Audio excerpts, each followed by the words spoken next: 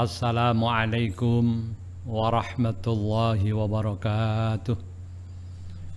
Alhamdulillahi rabbil alamin.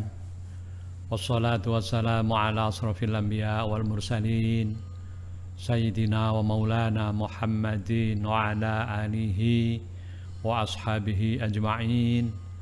La hawla wa la quwwata illa billahil aliyyil azim. Amma ba'd.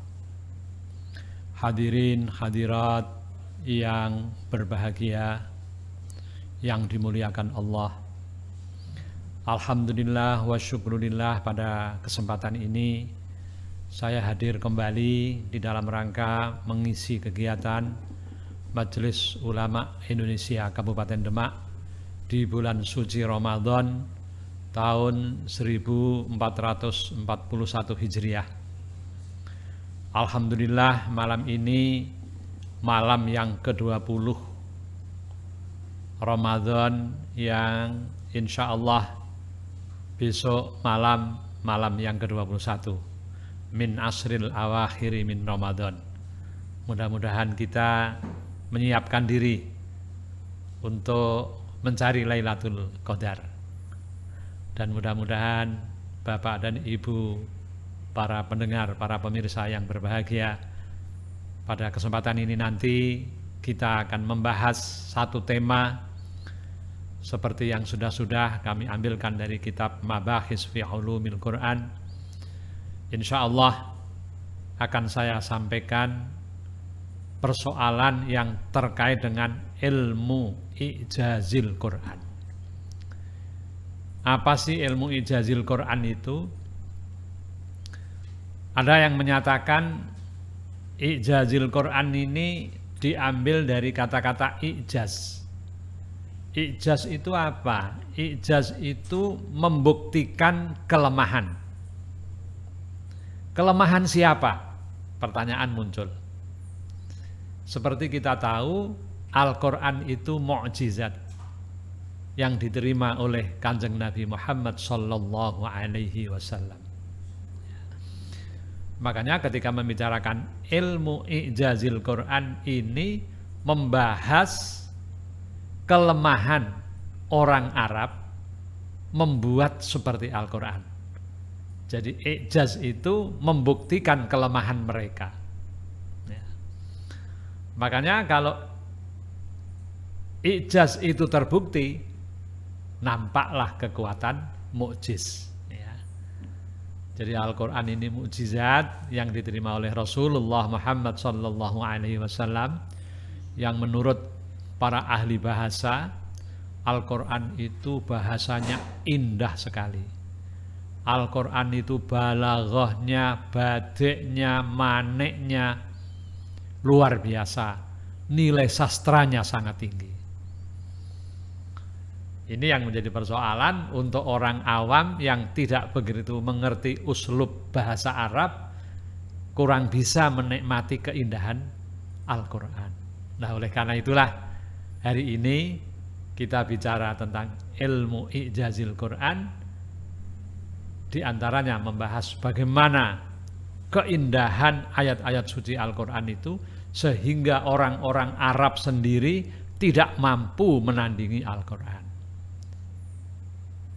Secara umum, para hadirin hadirat yang berbahagia, pengertian ijaz itu adalah idharu sidqin nabiyyi sallallahu alaihi wasallam fi da'war risalati bi idhari a'jil arabi am mu'aradatihi fi mu'jizati al-khalidah wa hiya al-Qur'an wa ajzil ijali ba'dahu. Jadi menampakkan kebenaran Nabi. Jadi ijaz itu menampakkan kebenaran Nabi di dalam dakwah risalah Islam, dengan melahirkan ketidakmampuan orang Arab, dengan menunjukkan ketidakmampuan orang Arab untuk apa? Untuk membuat seperti Al-Quran. Karena Al-Quran itu adalah mukjizat yang abadi, ya. Sehingga orang-orang Arab dan orang-orang pada waktu zaman Rasul dan setelah zaman Rasul, mereka tidak mampu menandingi apa yang ada di dalam Al-Quranul Karim. Karena memang kita tahu Al-Quranul Karim adalah wahyu dari Allah Subhanahu wa Ta'ala.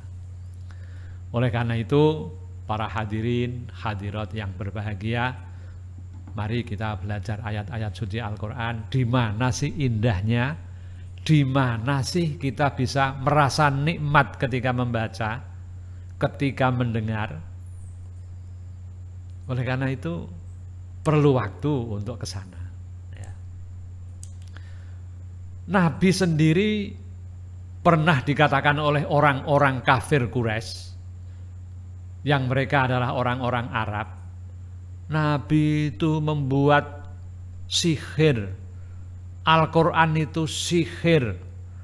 Al-Quran itu buatan Muhammad. Tapi nyatanya mereka tidak bisa membuat ayat seperti di dalam Al-Quran. Dulu di zaman jahiliyah ada tradisi-tradisi yang hidup di kalangan masyarakat Arab. Mereka membuat prosa, membuat puisi, sastra-sastra yang indah. Dan kalau karya mereka itu bagus, dihargai, anggaplah mendapatkan juara. Biasanya semacam lomba baca sastra Arab itu di pasar Ukas. Jika penghargaan itu diperoleh, karya mereka digantungkan di Ka'bah, yang biasa kita kenal dengan sebutan mu'allaqat, artinya sesuatu yang digantungkan. Jadi mu'allaqat itu hasil karya yang dipresentasikan di pasar Ukas itu. Ya. Jadi oleh karena itu kalau kita melihat sejarah, sebagaimana buku yang saya telaah, di sana dinyatakan memang para nabi ini mendapat mukjizat dari Allah.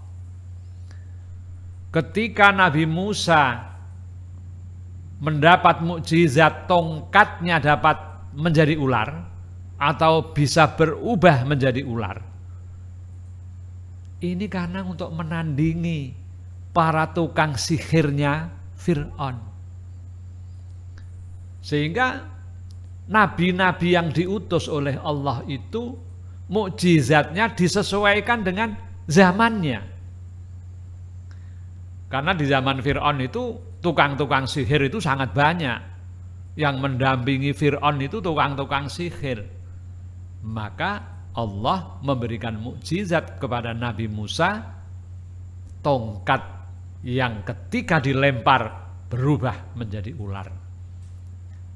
Sehingga di dalam sebuah kisah dinyatakan tukang sihir Fir'aun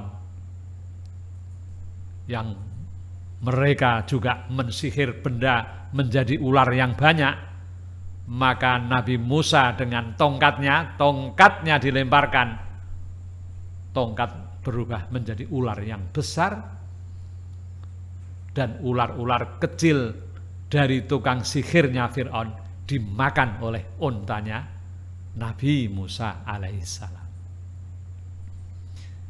Jadi jelaslah di sini ketika kita bicara apa sih mukjizatnya Nabi Musa, misalnya kita contohkan Nabi Musa, mukjizatnya adalah diantaranya tongkatnya bisa berubah menjadi ular.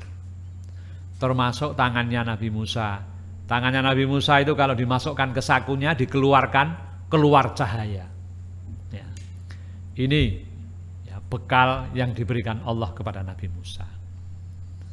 Di zaman Nabi Isa itu banyak kemajuan, dalam teks buku disebutkan ilmu tib. Banyak kemajuan tentang ilmu ketobiban, ilmu kedokteran. Makanya mukjizat Nabi Isa diantaranya adalah bisa menghidupkan orang yang mati. Nabi Isa tangannya diusapkan orang yang sakit kulit, langsung sembuh. Orang yang buta diusap tangannya Nabi Isa langsung sembuh. Sehingga kalau kita lihat dari sini, ketika Nabi Isa diutus oleh Allah, yang berkembang pada saat itu adalah ilmu kedokteran. Nah, sekarang bagaimana ketika Rasulullah Muhammad SAW ini diutus? Kita tahu, tadi sudah saya sampaikan, orang Arab itu sangat cinta kepada sastra. Makanya sampai ada istilah, kalau kamu ahli dalam syair-syair jahiliyah, maka berarti bahasa Arabmu baik. Ada ungkapan seperti itu. Maka ketika Rasulullah Muhammad diutus oleh Allah, di antara mukjizat yang terdapat di dalam Al-Quran adalah keindahan bahasanya. Balaghahnya, badiknya indah, sastranya indah, yang orang Arab tidak mampu menandingi, walaupun mereka punya tradisi melombakan sastra. Di pasar Ukas, kalau berhasil menang, hasil karyanya digantungkan di Ka'bah yang kita kenal dengan mu'allaqat. Hadirin hadirat yang berbahagia. Jadi ini gambaran ya, kenapa Rasulullah Muhammad itu diberi mukjizat Al-Quran yang bahasanya indah. Iya, karena pada waktu itu dalam rangka supaya orang Arab itu istilahnya itu bisa mengerti bahwa Muhammad ini tidak tertandingi yang dibawa. Apa itu? Al-Quranul Karim.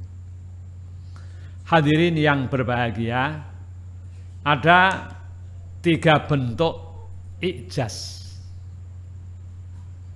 Ya, yang pertama, i'jaz yang terkait dengan uslub. Jadi Nabi pernah menyatakan di dalam salah satu teks ini bahwa mereka tidak mungkin, orang Arab itu tidak mungkin menandingi uslub Al-Quran. Ya. Ibaratnya seluruh orang Arab dikumpulkan, coba membuat tandingan seperti ayat Al-Quran. Ya. Di dalam Al-Quran dinyatakan, a'udzubillahi minasyaitonirrajim, qul la inijtama'atil insu wal jinnu ala ayyatu bimithli hadzal Qur'an la ya'tuna bimithlihi walau kana ba'dhuhum li ba'dhin dhahira. Katakan Muhammad kepada orang-orang itu, la inijtama'atil insu, seandainya manusia itu berkumpul, wal jinnu, dan jin sekalipun, ala ayyatu bimithli hadzal Qur'an, silahkan mereka membuat semisal Al-Quran seperti ayat yang kamu bawa. La ya'tuna bimithlihi, mereka pasti tidak bisa membuat.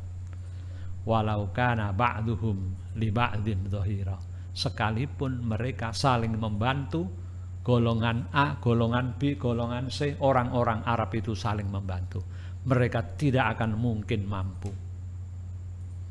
Ini di dalam Al-Quran salah satu yang bisa kita petik adalah tantangan kepada orang Arab.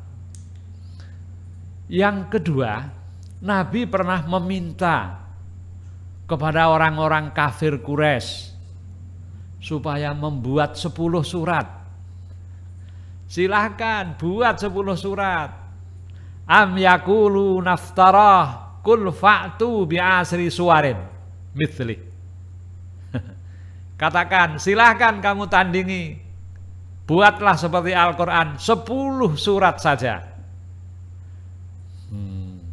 Jadi wat'u manistata'tum min dunillah, silakan bolo tentaramu, pasukanmu, orang-orang yang ahli sastra dari golonganmu, kumpulkan mereka.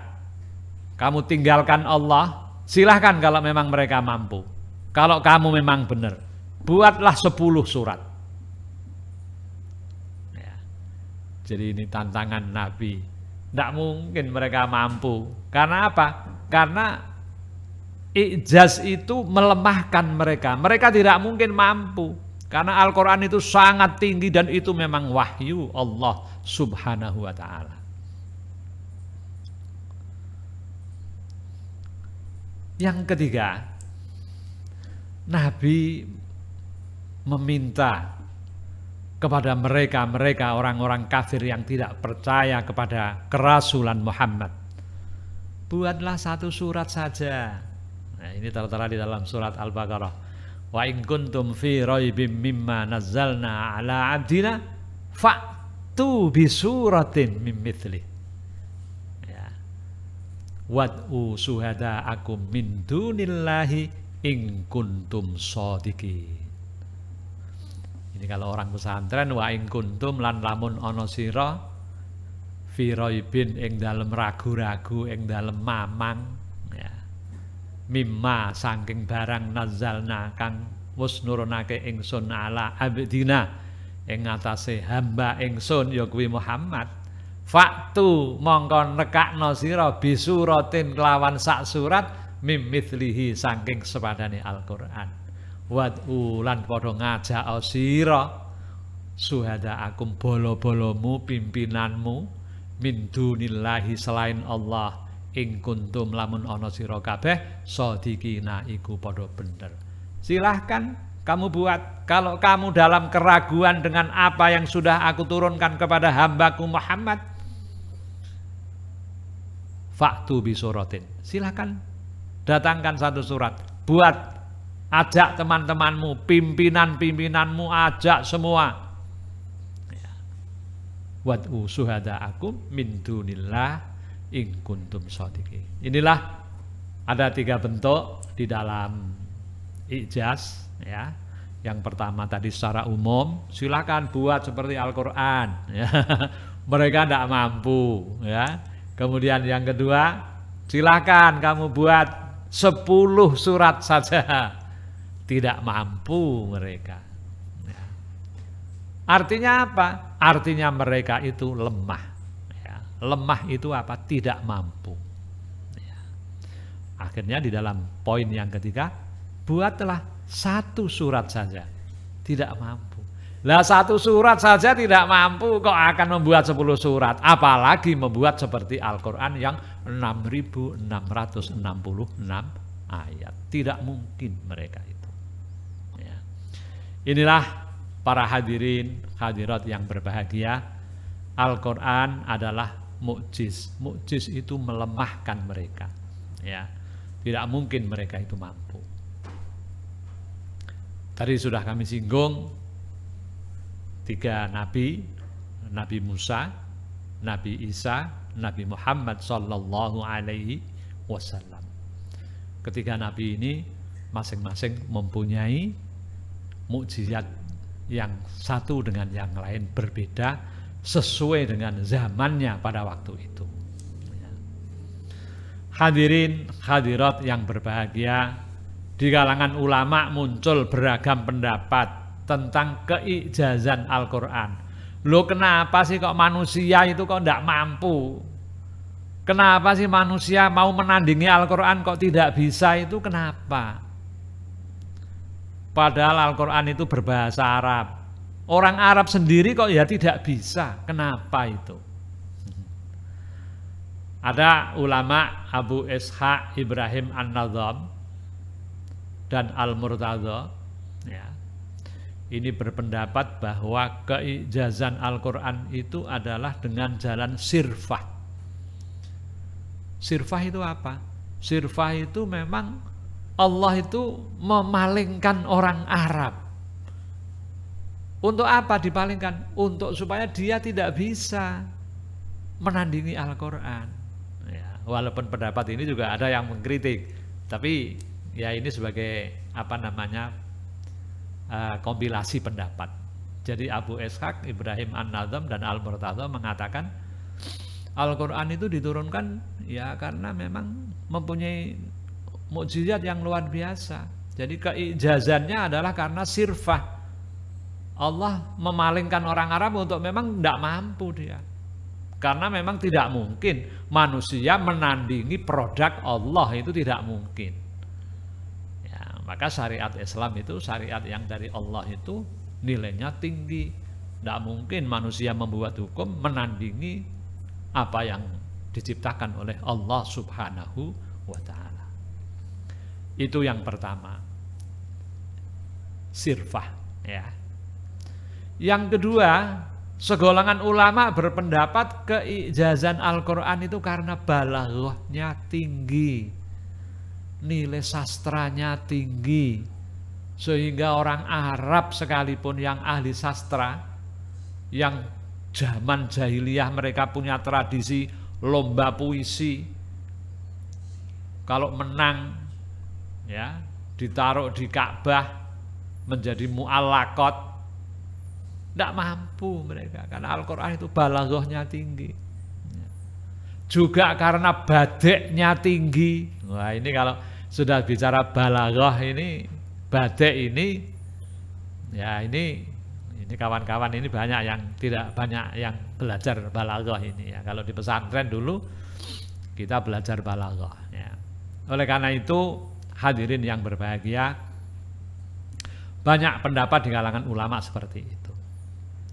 Kemudian ada golongan lain yang mengatakan, oh Al-Quran itu mukjizat Allah. Manusia tidak mungkin mampu menandingi Al-Quran. Karena apa? Karena di dalam Al-Quran itu ada kabar-kabar gaib. Dan yang paling sering dicontohkan ini tentang Rom, ya, Roma itu ya. Rom itu digambarkan pada saatnya akan hancur ya. Jadi ini kabar gaib ini juga menjadi salah satu yang oleh ulama dianggap orang sekarang tidak mungkin mampu menandingi Al-Quran, karena Al-Quran itu mempunyai prediksi yang jauh. Ketika Rasulullah menerima wahyu, memberikan penjelasan bagaimana umat-umat setelah Rasulullah Muhammad Sallallahu Alaihi Wasallam. Ya. Hadirin yang berbahagia, jadi inilah beberapa pendapat di dalam kaitannya dengan ijaznya Al-Quran atau mukjizatnya Al-Quran. Kemudian ada yang berpendapat juga, ada ulama yang mengatakan Al-Quran itu mukjiz karena mengandung bermacam-macam ilmu dan hikmah. Ya. Makanya ada yang mengatakan Al-Quran itu syifaun lima fis sudur, bisa menjadi obat hati kita yang sedih, membaca Al-Quran menjadi gembira. Nah begitu ya. Oleh karena itu ini ada yang mengatakan Al-Quran itu mukjiz karena ada bermacam-macam ilmu dan hikmah di dalamnya. Ya, jadi kalau kita bicara Al-Quran ini tidak akan pernah habis ya. Oleh karena itu para ulama juga melihat dari aspek ini, Al-Quran mukjiz fi alfadhihi wa uslubihi. Al-Quran mukjiz fi bayanihi wa nazmihi. Al-Quran mukjiz fi ulumihi wa ma'arifihi. Ya. Al-Quran mukjiz fi tasri'ihi wa siyanatihi li hukukil insan. Jadi kalau kita melihat ini, ya Al-Quran itu melemahkan siapa saja karena memang lafadznya, uslubnya, gaya bahasanya. Jadi ini yang dikemukakan di dalam kitab Mabahis fi Ulumil Quran yang menonjol di dalam aspek-aspek ini. Oleh karena itu hadirin yang berbahagia, ya untuk mengerti ini barangkali kemarin ketika topik-topik sudah saya bahas, pernah saya nyampaikan bahwa ada orang yang membaca Al-Quran itu menangis. Mengapa menangis? Karena dia tahu artinya, karena dia merasakan keindahan ayat-ayat yang dibaca. Dia tahu tafsirnya, begitu. Makanya ketika saya awal-awal mondok ada orang membaca Quran kok menangis. Kenapa itu? Gitu ya. Tetapi sekarang setelah kita sering belajar bahasa Arab sedikit-sedikit ya, kemudian membaca Al-Quran, mengerti artinya, mengerti tafsirnya, ya, apalagi kalau ayat Al-Quran itu mengandung ancaman, ya Allah, ya. Inilah Al-Quran mukjiz fi alfadhihi wa uslubihi. Jadi Al-Quran itu melemahkan. Karena apa? Karena memang Al-Quran itu keindahan bahasanya yang tidak mungkin orang mampu menandingi. Al-Quran mu'jiz fi bayanihi wa nadmihi. Jadi penjelasannya, ya, nadhamnya, langgamnya. Ya. Kemudian di dalam Al-Quran itu juga ada ilmu ma'rifah di situ. Ya. Kemudian di dalam Al-Quran itu ada hukum-hukum, ya, untuk hak-haknya manusia. Ya. Jadi ini barangkali beberapa poin yang pada malam ini bisa saya sampaikan kepada hadirin yang berbahagia. Hadirin yang berbahagia, jadi memang kembali kepada persoalan yang saya sampaikan. Ketika bicara i'jazul Quran, kembali persoalannya adalah bagaimana kita merasakan ayat itu sebagai sesuatu yang indah. Dari mana kita tahu itu indah? Adalah dari pemahaman kita terhadap bahasa. Oleh karena itu bahasa ini sangat penting. Ya. Tentunya kita tidak bisa merasakan keindahan kalau yang kita baca itu terjemahnya, gitu ya. Kita tidak bisa merasakan keindahan ayat-ayat suci Al-Quran kalau yang kita baca itu tafsirnya. Oleh karena itu saya menghimbau, mengajak kepada hadirin yang berbahagia, ayo kita belajar terus bahasa Arab. Kita belajar terus bagaimana ayat-ayat Allah di dalam Al-Quran itu kita baca dan bisa kita nikmati dengan sebaik-baiknya. Ya. Hadirin yang berbahagia, ada satu paragraf yang terkait dengan i'jazul Quran ini adalah standar keijazan Al-Quran. Ya. Apakah Al-Quran itu mukjizat hanya di sebagian ayat atau keseluruhannya? Ya. Karena kemarin ketika kita bicara Fawatihus Suwar, ya, Alif Lam Mim misalnya, Yasin, Toha, Alif Lam Ra misalnya, Kaf Ha Ya Ain Shad, itu Fawatihus Suwar. Ya. Jadi memang menarik. Ketika orang Arab mendengar ada ayat Quran seperti itu kaget, itu apa itu? Nah, di kalangan ulama ada yang mengatakan ini dianggap sebagai ayat apa tidak? Ya. Makanya jelas itu merupakan ayat Al-Quran. Begitu ya. Oleh karena itu ketika kita membicarakan standar keijazan Al-Quran ini, ada yang berpendapat, ya, orang-orang Mu'tazilah ini mengatakan keijazan Al-Quran itu terkait dengan keseluruhan ayat yang ada di dalam Al-Quran. Jadi bukan, oh yang mukjizat itu hanya ayat ini saja, yang mukjizat itu hanya Fawatihus Suwar saja. Oh tidak, tidak bisa begitu. Ya, jadi pendapat orang-orang Mu'tazilah ini di kalangan ulama ya dianggap sebagai sesuatu yang bisa dibenarkan. Ya. Oleh karena itu memang mukjizat Al-Quran itu di semua aspek ayat yang ada di dalam Al-Quran itu. Jadi kalau kita membaca surat Ar-Rahman itu yang fabi ai ala'i rabbikuma tukadziban, itu kan diulang-ulang itu. Gitu ya. Nah, ini kalau orientalis pikirannya beda. Orientalis mengatakan, oh itu Al-Quran itu sia-sia. Saya pernah kuliah, mata kuliahnya orientalisme. Jadi pikiran-pikiran orientalisme itu mencari kelemahan. Ya.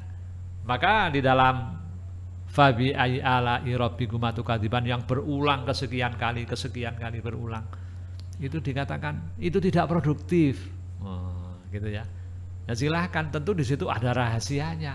Lah kitalah yang menemukan rahasia Allah mengapa itu diulang-ulang. Ya. Oleh karena itu hadirin yang berbahagia, menarik sekali kita pada kesempatan ini membicarakan ilmu i'jazil Quran. Ya. Sekali lagi kembali kepada kita, ayo kita belajar terus ya.